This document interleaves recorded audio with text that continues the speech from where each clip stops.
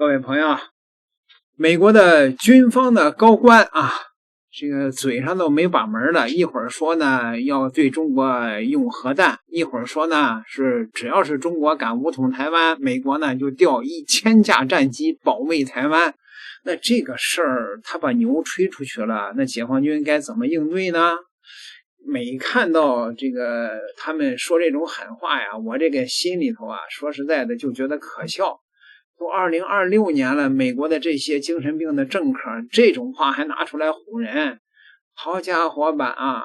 咱就看看这个可不可能吧。2022年的8月份，佩洛西硬着头皮窜访台湾，全世界都盯着看。结果呢，解放军直接在台岛周围6大海域搞起了实弹演习，东风导弹径直飞越台湾岛上空。那几天西太平洋的气氛紧张的不行，美军的里根号航母编队在菲律宾海转了一圈，愣是没敢往前凑啊！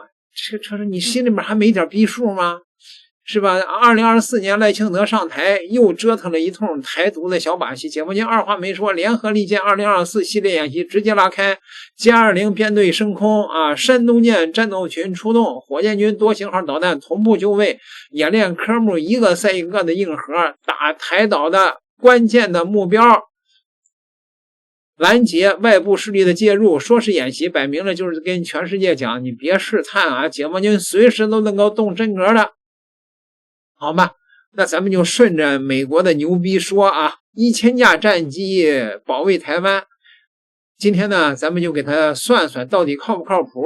第一，你飞机凑不凑得齐啊？美国空军加海军再加海军陆战队所有的战斗机加在一块儿，满打满算3000多架，这还是把 F-16、FA-18 啊、大黄蜂、F-15、F-22、F-35全都算上的数，往台海方向调1000架。相当于美军全球战斗力抽走了1/3，那欧洲谁守啊？中东那摊子谁去打呀？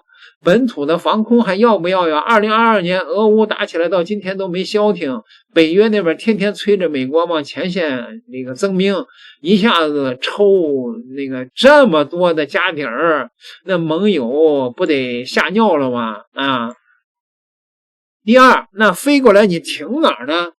台海周边能让美军用的大型基地，你掰着手指头数，日本的加手纳、三泽、横田，再加上关岛的安德森，就拿加手纳来说吧，这已经是美军的西太最大的空军基地了，平时也就部署几十架战斗机，撑到极限也装不下200架，停机坪就那么大，油料弹药就那么多，1000架战斗机难不成停到海面上去吗？第三，你算算，就算飞过来了，能打得过解放军吗？台湾海峡最窄的地方才130公里，我们的歼20从福建沿岸起飞不到10分钟就到台岛上空，美军从加手纳飞过来单程1个多小时呢。这个时间差搁在现代空战里够要命的了。中国的飞行员可以轮番上阵，一波打完换一波，回去以后加油挂弹接着干。美军呢，每出动一个架次，飞行员累一分，后勤压力就重一层，主场与客场的差距你们都知道啊，是吧？都懂吗？说到这儿啊，你就不得不提一个关键人物，前美军的印太司令部的司令叫戴维森。2021年他在国会听证会上讲了句大实话，中国可能在2027年前具备武力收复台湾的能力，当时华盛顿一片哗然。可现在你站在2026年回头看，解放军的进步速度比他说的猛得多。福建舰海试完了，形成战斗力了，076型2栖攻击舰的也是下水越来越多。中国海军舰艇总吨位坐稳全球第2，而且还在以每年几十万吨的速度猛造。那有人可能要问了，美国的航母编队名声在外，干起来以后打不打得过呀？中国有硬菜呀，东风21D 与东风26，西方媒体管它叫航母杀手。这个名号可不是自己封的，五角大楼年年出的中国军力报告里边白纸黑字反复提，2020年解放军往南海射了2枚东风26B，精准的砸中了移动的靶船。那之后美国汉舰的闷声不吭了好一阵子。到了2025年，中国的高超音速导弹技术又往前迈了一大步。美国现役的宙斯盾系统以及标准3拦截弹这一类目标的拦截效果如何？美国自己搞了好几轮模拟推演，结论都不太好看啊，是吧？当然了，这里面还有个变量，那就是经济呗。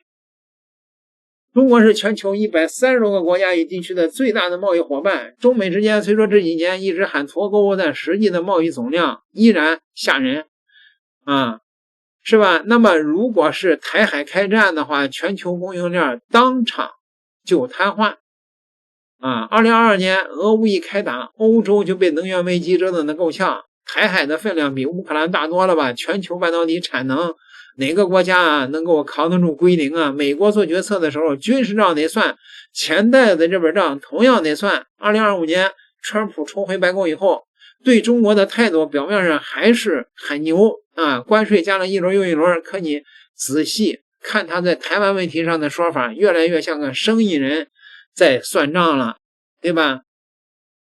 他不止一次的公开讲，台湾抢了美国的芯片生意，对台湾的保护承诺是含含糊糊，远没有他前一届的时候那股子劲头。道理很简单，说美国优先的逻辑摆在那儿，成为为了一座岛赔上美国的全数的精锐部队，这笔买卖是吧？川普怎么想也不肯做。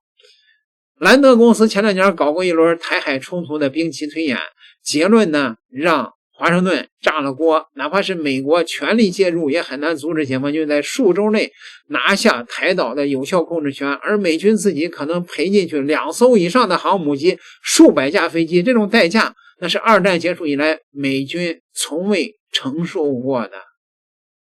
1996年台海危机那会儿，美国的2艘航母大大咧咧的开进台湾海峡，谁也拦不住。2022年呢，解放军的导弹飞越台岛，美国的航母连靠近的胆子都没了。30年的时间，力量的天平已经翻个了。这中间发生了什么吗？还用多说吗？数据摆在那儿啊。所以回到最初那个问题，1000架美军的战斗机保卫台湾啊，那能不能阻挠解放军收台呢？哎呀，其实呢也是3句话，凑不齐飞不来，真来了也挡不住。就是说真到了那个时刻，就是美国能够在亚太停放战斗机的基地，就会被解放军的一轮的火箭齐射、导弹齐射全得给它端了。美国的飞机根本飞不过来，即便是在亚太的那些美军飞机飞起来之后，就没法再返航了，那些飞机就会很可怜的降落到海里边去了。那只能是跳伞了，没别的。因为关岛夏威夷那么远的基地都给你全端了，那美军的飞行员呢只能是跳伞了，那没别的办法了，朋友们。所以说现在整个的这个形势的对比已经发生了根本性的逆转解放军想武统台湾谁也拦不住，尤其是美军在这个伊朗这个打的这场烂仗，让大家都看清楚了，美军现在还是当年2战的那个美军吗？